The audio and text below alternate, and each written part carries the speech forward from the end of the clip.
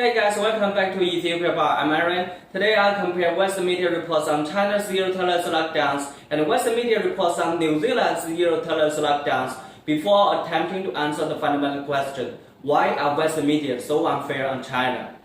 Okay, let's get reporting.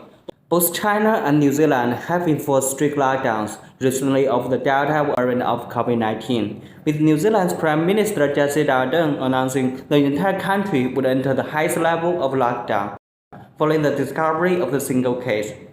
But first, don't forget to hit like or leave a comment to help more people see this video, and follow Aaron's Ethiopia Bar if you're outside mainland China. 如果你在中国的话，请点个赞，写下评论，关注一下埃塞俄比亚吧，谢谢。New Zealand's Level 4 lockdown means everyone must stay home, and all businesses and schools must close their doors apart from essential services. Anyone leaving home to perform urgent tasks must ensure 2 meters distance from others and wear masks at all times. This is almost exactly the same approach taken in many cities across China over the past few weeks after Delta first appeared in the southern city of Nanjing. So can you guess which country's stance was labeled draconian by Western media? Let's just say it wasn't New Zealand. But you already know that. Western media have one English word they love to use a lot when speaking about China's response to COVID-19: draconian. Here are some quick recent examples. First up, the high-level reporter of all publications pulled out the D word when speaking of postponement of the Beijing International Film Festival.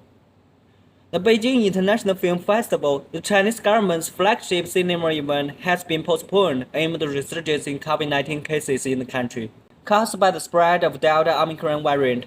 Now, pretty much everyone on the entire planet knows that COVID-19, and especially the Delta variant, is easily passed on in crowded spaces. So postponing large-scale events sounds like a great idea. In fact, the high-level reporter even admit that North America still contends with pandemic-era aversion to cinemas, which suggests that even Americans are avoiding cinemas over COVID fears. Why then do they see the need to pull out the D word as they end the article?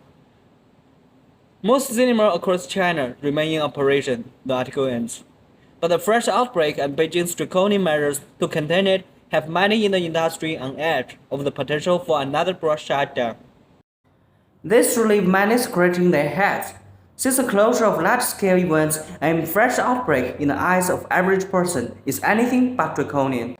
But Western media have been given free pass to use such loaded adjectives flippantly and at will. The Sydney Morning Herald's Stephen says, the world is watching as China's Delta outbreak hits an already vulnerable economy. There has been a new wave of infection across China since last month's outbreak in Nanjing, he writes, which the authorities have responded to with lockdowns, travel restrictions, and limits on entertainment and large gatherings. Sounds pretty reasonable to me, but then he pulls out the D word.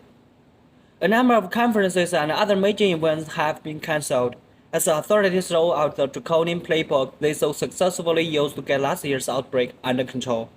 Again, it seems that anything the Chinese government does, no matter how reasonable, is fundamentally draconian, according to Western media. The Washington Post claimed that China's Delta outbreak is testing the limits of its zero-tolerance approach.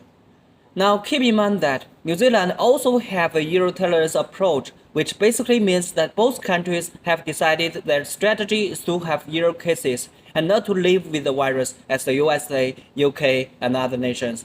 But as we will see shortly, the treatment from Western media is blatantly contradictory when reporting on China.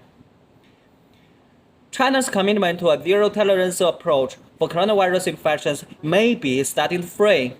The article starts before quoting a so-called expert who claims, there is a growing set of public health experts and policy scholars that is beginning to question the wisdom of government's draconian approach. If they don't use the D word, Western media love to use other adjectives to describe China's action against COVID. The New York Times says that, after months as a COVID success story, China tries to tame Delta, where they attacked country's zero-tolerance approach despite its clear success.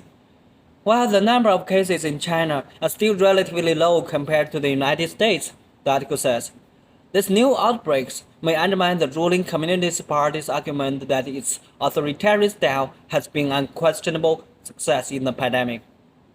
Interesting. CNN called China's response dramatic. China's worst coronavirus outbreak in a year has authorities taking dramatic measures to stamp out new infections, they say. Well, if you ask the average Chinese what's more dramatic, I'm sure they would say it's a 1 million deaths in the USA from COVID-19.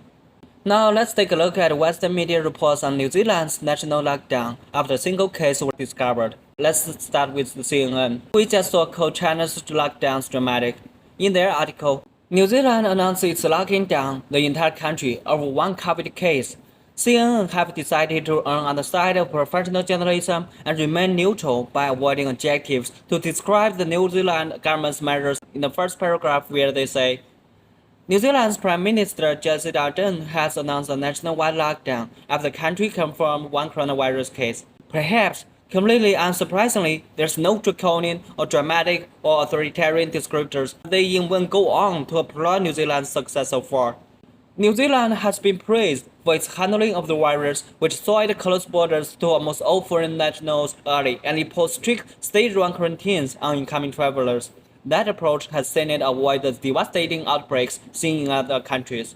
And prior to Tuesday's announcement, life in the country had largely returned to normal. Wow! That sounds exactly like the situation in China. Reuters called it a strict lockdown, mentioning that Prime Minister Ardern's strategy has helped curb COVID-19 before pointing out, under the level 4 lockdown, people must stay at home, leaving only for essential services. Protective face masks should be worn at all times when leaving home. Again, this is nearly exactly the same situation as some Chinese cities after cases of Delta variant popped up. But there are absolutely zero instances of words like draconian, dramatic, or authoritarian when describing New Zealand's locking down an entire country after one case was found in one city. The Washington Post, who called China's response draconian, able through a quote, mentioned New Zealand's situation before going on to call the country something of a pandemic star for its success in suppressing the virus. Now this is interesting because again New Zealand uses very similar methods as China, closed borders and strict government-run quarantine for those allowed to enter the country. So why are reports on China's response, despite being very similar to New Zealand's, so different? I would argue it comes down to three things. Cultural proximity, the fundamentally negative basis of Western mainstream media, and good old racism. I will explain all of this briefly.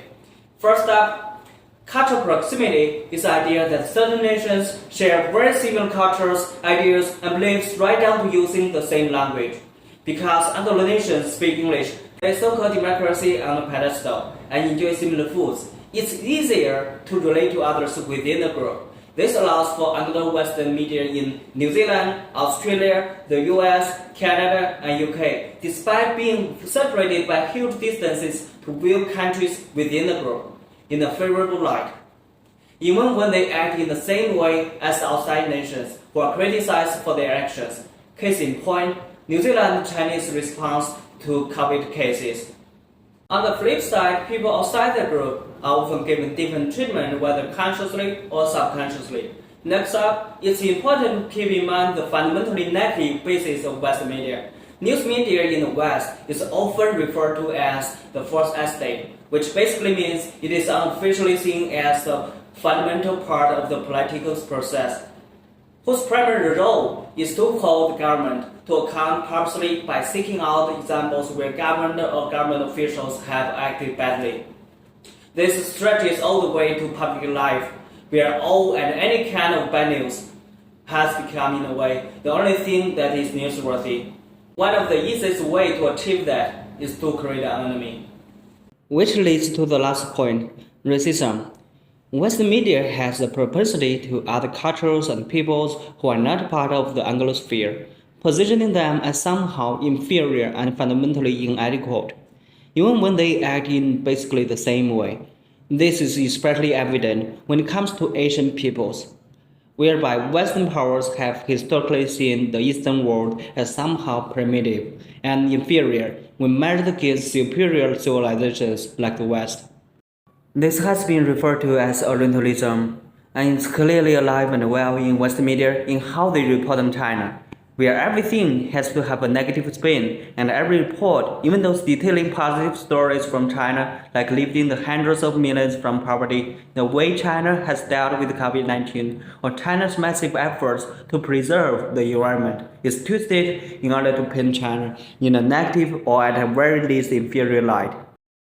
The scary thing is, a lot of the process of other groups of people, including Orientalism, is done subconsciously, which means that even many of the reporters writing such content may well be completely unaware of their own biases, and probably see their points of view on China as a matter of absolute fact. It's important to remember though, it's not just the Western journalists doing this. It's also the consumer of Western media who demand conflict and bad news on a daily basis.